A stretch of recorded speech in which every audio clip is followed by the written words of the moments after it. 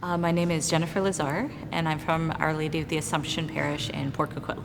I'm Catherine Bowen from Assumption in Port Coquitlam. My name's Krista Gregg, and I'm from Christ the Redeemer Parish in West Vancouver. My name's Alfred Gordon Liu. I'm from St. Mary's, parishioner there for the last 3 or 4 years, and I'm a part of this digital ministry there. Just got involved in the last 3 or 4 months.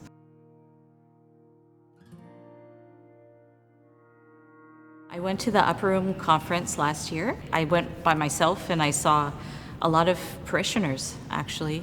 It was an inspiring kind of community of people. A few of us came back within like a month and a half. We started rolling on plans for Alpha. I came as a team member originally, just forever how I could help, and then I was asked to head up the prayer component, which nobody really knew what that meant. So it just took on a life of its own. It was quite awesome. Yeah, so overseeing Alpha, we run that a few times a year, and we've just transitioned to online Alpha, as well as the faith studies. So there's lots of groups that have continued together, but also launching new discovery groups as well.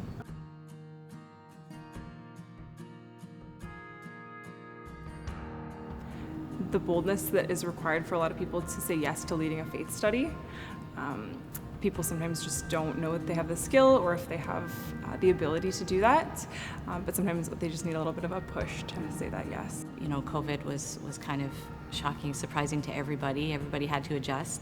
And then probably less than 2 weeks, 10 days into it, I think a few of us started talking about what should we do? Should we try to move forward online? Because like the leadership team, we started attending webinars on Alpha and also with Proclaim and with Divine Renovation. And going through those, we were really encouraged, do it, like move forward, just go for it. So we did.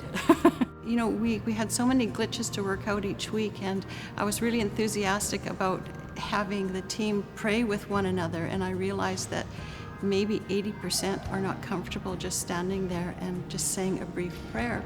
So it kind of got washed to the side a few times, and then eventually it kicked in, and then because we wanted it to build up so that the table host could pray with the guests at the table, and that eventually happened.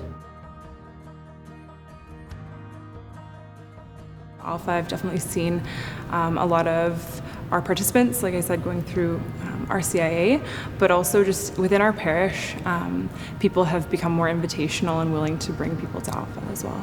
I've just seen groups that have journeyed together from discovery to commission, and they kind of reach a point where they don't just stay inward, they turn outward, and they serve in other areas of the parish. One story, I guess, is there was one participant, she's from Korea, and she was participating and she was encouraged by her table and stuff, like, you should probably try to run a discovery with some friends of yours, right, in Korean, so that to make that comfortable. And she started a discovery group with the encouragement of her table host, and she was talking with a lot of her friends in Korea, and she actually did an Alpha online in Korean with her friends from Korea. I mean, that was amazing. Like she really kind of spoke to what Proclaim's all about. I have been getting to know him a lot recently, and I get to hear him when I get to read the Bible. He rose me up, he carried me when I was in a really tough place. So, and nowhere else could have done that. Nowhere else could have, healed that heart, lift the burdens off the shoulder, or kind of part those clouds that I was feeling. And he took me out of that darkness, and that's why I got to follow.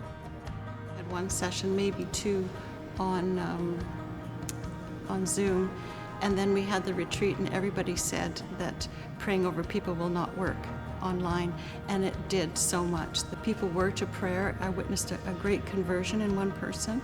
One person was so grateful, she went out, and then she said, "Oh, can I go back in again?" So yeah, prayer, long distance or in face-to-face is awesome. Yeah. There was a gentleman who came, and he would come in and out of Mass, right? He came to one night in Alpha, and it was just before kind of the pandemic hit. He came for one. He was really kind of feeling really low. One of the table hosts had said, "Hey, why don't you just come check us out," right?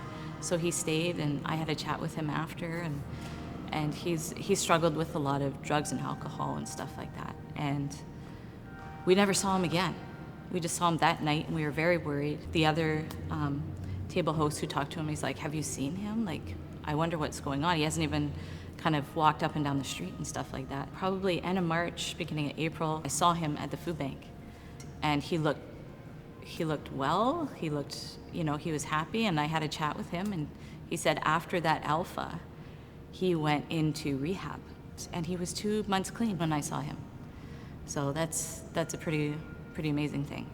Just one visit, one conversation with some people, and that moved him forward to something positive.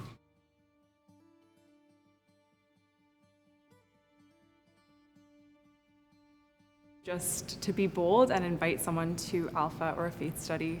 I think during this time when a lot of things have moved online, it's easy to run one of those programs in a small group setting. It doesn't have to be something huge and daunting. It can be done within your home or within your group of friends.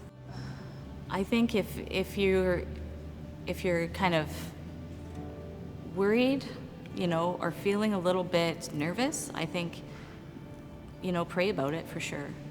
But I think moving forward with just one thing, just participate.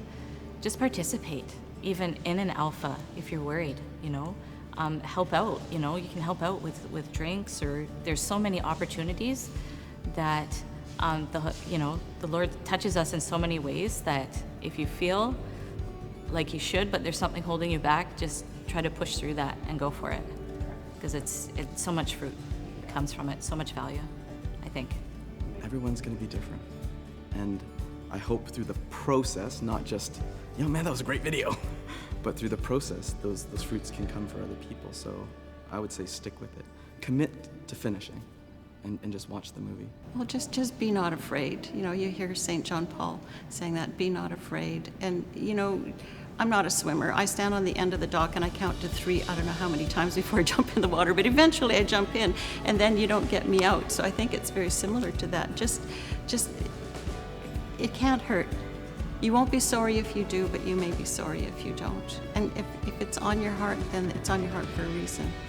Jesus is calling each of us. We've all been baptized and called, so.